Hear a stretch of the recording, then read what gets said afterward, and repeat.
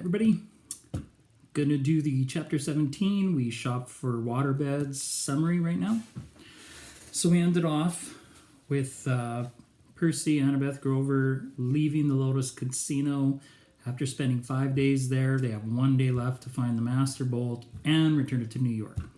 So Annabeth came up with an idea, let's take a cab to Los Angeles. And before they went anywhere, the cab driver's like, hey, how do I know you can pay for this? And so they gave their Lotus card from the Lotus Casino, and it showed the infinity symbol, meaning unknown amounts of money. So Annabeth challenges the cabbie. He says, get us there. She says, sorry, get us there fast, and you can keep the change. So they hurtle down the road on their way to LA. They go first to Santa Monica Pier, and they're talking about Percy's dreams, and they're talking about Hades, and if Hades took this Master Bolt. But Percy brings up that he hears his voice in his dreams, but it seems to be like coming from a pit, and that might not be Hades. So it's kind of curious.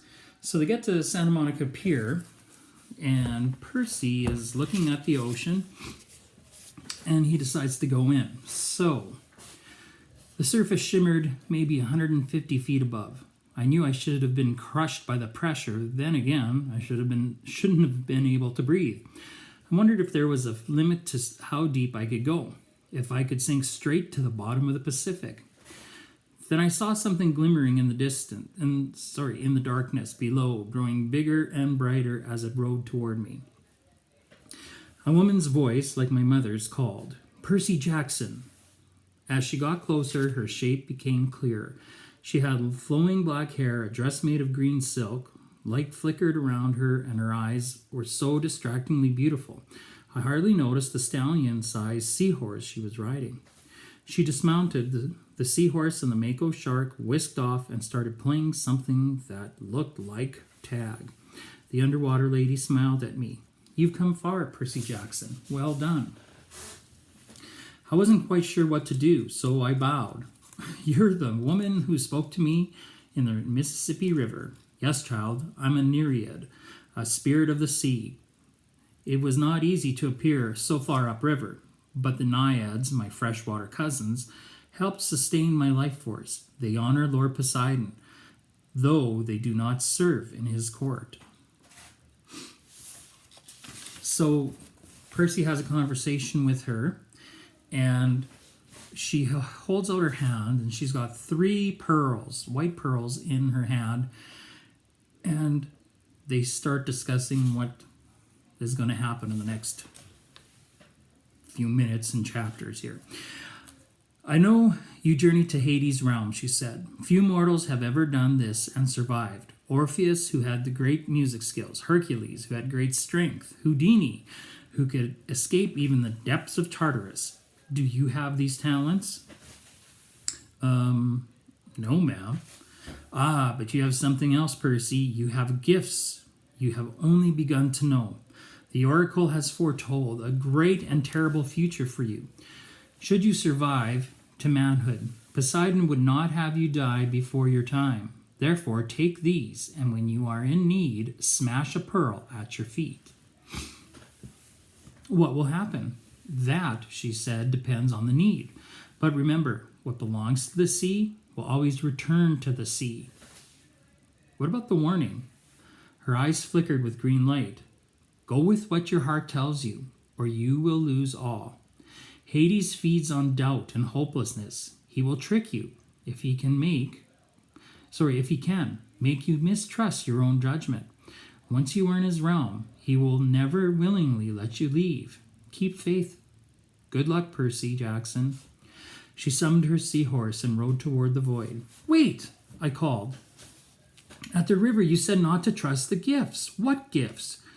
"Goodbye, young hero," she called back, her voice fading into the depths. "You must listen to your heart." She became a speck of glowing green, and she was gone.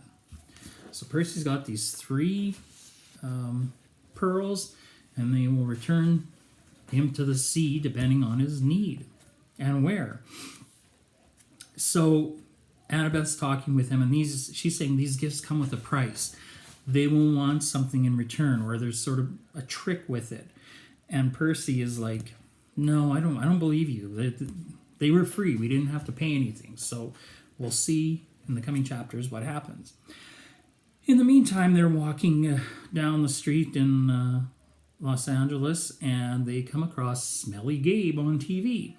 And he is being interviewed by Barbara Walters. Now, Barbara Walters, 20 years ago, was quite a famous interviewer. She was known to make celebrities cry. She would ask questions about trauma and all kinds of stuff. So she was the big interviewing lady if anything was newsworthy at the time. So Smelly Gabe is being interviewed while he's playing poker. So they keep going, and Percy can't believe that's what happened, but what not. So, so there you have it, America. Barbara Walters turned to the camera. A man torn apart, an adolescent boy with serious issues. Let me show you again the last known photo of this troubled young fugitive, taken a week ago in Denver. The screen cut to a grainy shot of me, Annabeth Grover, standing outside of the Colorado diner, talking to Aries. Who are the other children in this photo? Barbara Walters asked dramatically. Who is the man with them? Is Percy Jackson a delinquent, a terrorist, or perhaps the brainwashed victim of a frightening new cult? When we come back, we chat with a leading child psychologist. Stay tuned, America. So Percy, they're all found out. They kind of know where they are, but that doesn't mean they'll catch them. So we continue on our journey. So they're walking down the street, and they finally come across Krusty's waterbed palace. And basically, they don't have that much to do, so they go in. Why not? Let's see what's there. So standing behind us was a guy who looked like a raptor in a leisure suit. He was at least 7 feet tall, with absolutely no hair. He had gray leathery skin, thick-lidded eyes, and a cold reptilian smile. He moved toward us slowly, but I got the feeling he could move fast if he needed to. His suit might have come from the Lotus Casino. It belonged back in the 70s, big time. The shirt was silk paisley, unbuttoned halfway down his hairless chest. The lapels on his velvet jacket were as wide as landing strips. The silver chains around his neck, I couldn't even count them. I'm Krusty, he said with a tartar yellow smile. So he's the owner of the Waterbed Palace. So we've got a couple of things they talk about. We get this strange word, ergo, and the beds fit perfectly if you're 6 feet tall. That's to get the perfect fit of a bed is if you're 6 feet tall. So finally, when they are hearing him talk, and then all of a sudden Annabeth gets pushed onto a bed, and Grover, and he says ergo, and these ropes come and basically attach him to the bed. So Percy figures out that this guy is Procrustes, the stretcher, and he tried to kill Theseus on the way to Athens. And if you remember when I read the Theseus's myth, yeah, he killed him. So he's back. Now, I'm going to read a long section here, but this will basically sum up what Percy had to do, and also how smart and tricky Percy is as well. So, what do you do if they're longer than 6 feet? Oh, that happens all the time. It's a simple fix. He let go of my neck, but before I could react, he reached behind a nearby sales desk and brought out a huge double-bladed brass axe. He said, I just center the subjects as best as I can and lop off whatever hangs over on either end. Ah, I said, swallowing hard. Sensible. I'm so glad to come across an intelligent customer. The ropes were really stretching my friends now. Annabeth was turning pale. Grover made gurgling sounds like a strangled goose. So crusty, I said, trying to keep my voice light. I glanced at the sales tag on the Valentine-shaped honeymoon special. Does this one really have dynamic stablers to stop wave motion? Absolutely. Try it out. Yeah, maybe I will. But would it work even for a big guy like you? No waves at all? Guaranteed. No way. Wait. Show me. He sat down eagerly on the bed, patted the mattress. No waves, see? I snapped my fingers. Ergo. Ropes lashed around Krusty and flattened him against the mattress. Hey, he yelled. Center him just right, I said.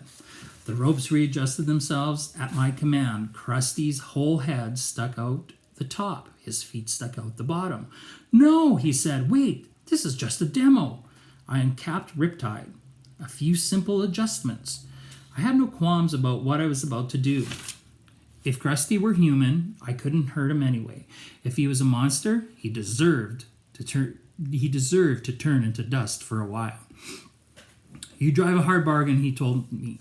I'll give you 30% off on selected floor models.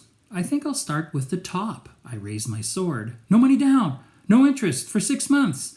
I swung the sword. Krusty stopped making offers. And he frees Annabeth and Grover. And they find out that the DOA Recording Studios is just around the corner, and they're on their way there.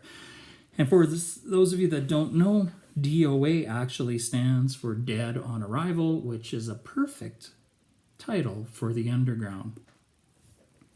So that was that chapter, and your assignment is to make an ad for Krusty's Waterbed Palace. So you're going to be advertising his wonderful waterbeds.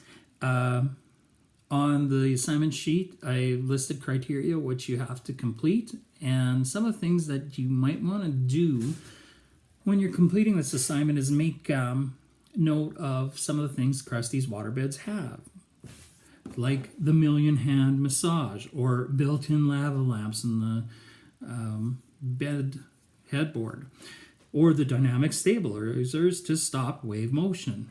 Other things you can offer are 2-for-1, buy one get one free, 30% off, free delivery, all kinds of little gimmicks. And if you look at some of the ads I gave, they give you little things you can use for the advertisement. What you will need to also think is hours of operation, days they're open, do they have a website, are they on Facebook, Twitter? So if you follow the instructions listed, it's actually quite a simple assignment that you just need to draw up and color a little ad about Krusty's Waterbed Palace. So that's chapter 17, and we're really moving towards the exciting conclusion. We only have about 4 or 5 chapters left, and look forward to chapter 18. Okay, that's it for today. Thanks a lot. Bye-bye.